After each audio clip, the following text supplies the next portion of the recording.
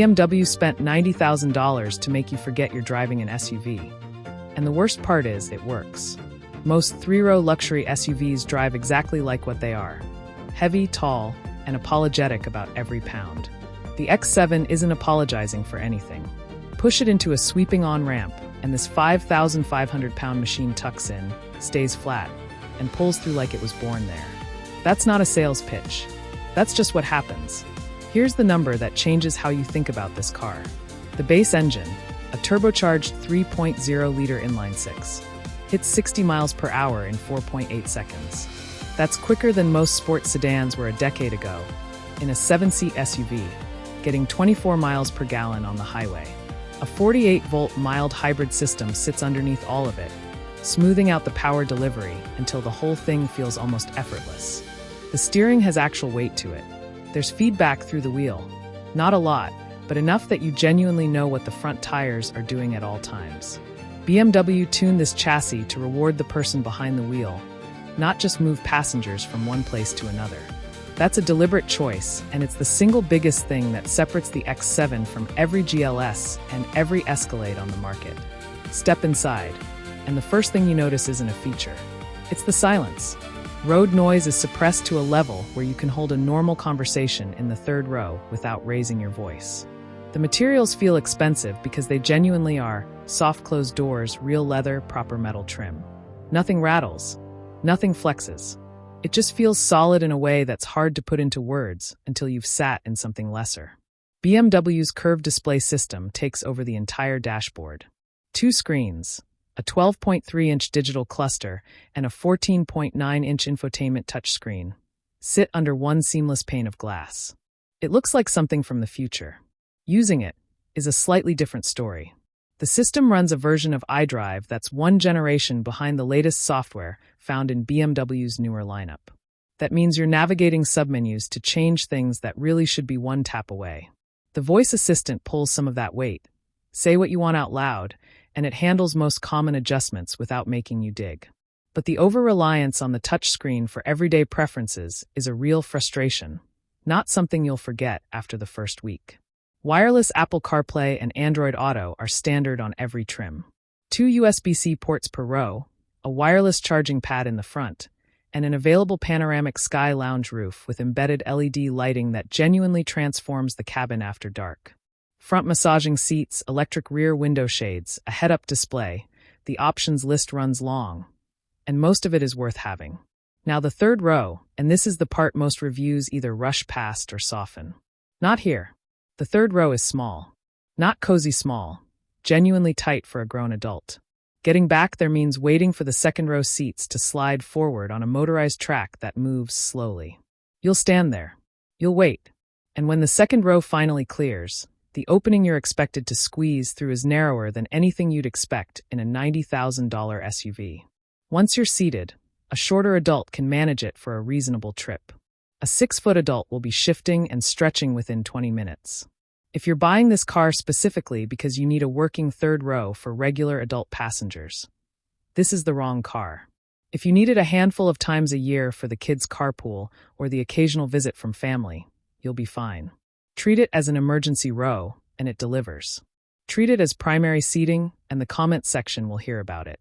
The powertrain lineup is where the X7 gets genuinely interesting, and where the value math quietly starts working against BMW's upsell. The xDrive 40i's turbocharged inline-six produces 375 horsepower and 383 lb-ft of torque. It's smooth, it's responsive, and it pairs with a well-calibrated 8-speed automatic that never seems to be in the wrong gear. Standard AWD across the entire range, mild hybrid assist on every version. Fuel economy lands at 20 city, 24 highway, numbers that are hard to argue with for a vehicle of this size. The M60i steps up to a 4.4-liter twin-turbocharged V8. 523 horsepower, 553 lb-ft of torque. BMW says 4.5 seconds to 60. Independent testing keeps coming back closer to 4.2. It's a remarkable piece of engineering, composed at low speeds, genuinely brutal when you ask for everything. The trade-off is 16 city, 20 highway, and a price jump that will make you stop and think. Then there's the Alpina XB7. Same V8, Push to 631 horsepower and 640 lb-ft of torque. 0 to 60 in 4 seconds, in a 3-row family SUV. The suspension is actually tuned softer than the M60i, which makes it more livable on a daily basis than you'd expect from those numbers. The XB7 isn't a track car. It's the car you buy when you need to know you could, even if you never do. The honest call on powertrain. Unless the V8 experience is something you'll feel every single time you start the car, the inline-6 is the smarter buy. It's nearly as quick in real-world conditions, significantly more efficient, and you can build out the xDrive 40i with almost every interior and tech upgrade available on the M60i. Take the difference in price and spend it on things that actually change your everyday experience. Now the competition. The Mercedes-Benz GLS class is the most direct rival. The GLS wins on legroom, 41.9 inches in the second row against the X7's 37.6. It's also more accommodating back in the third row. What it doesn't do is drive like a BMW. The GLS is a supremely comfortable vehicle. The X7 is a supremely comfortable vehicle that also handles. If you ever use a winding road to get anywhere, that difference is real. The Cadillac Escalade is a different conversation entirely. Cargo space behind the third row. 25.5 cubic feet in the Escalade. 12.8 in the X7. Behind the first row, the Escalade opens up to 121 cubic feet.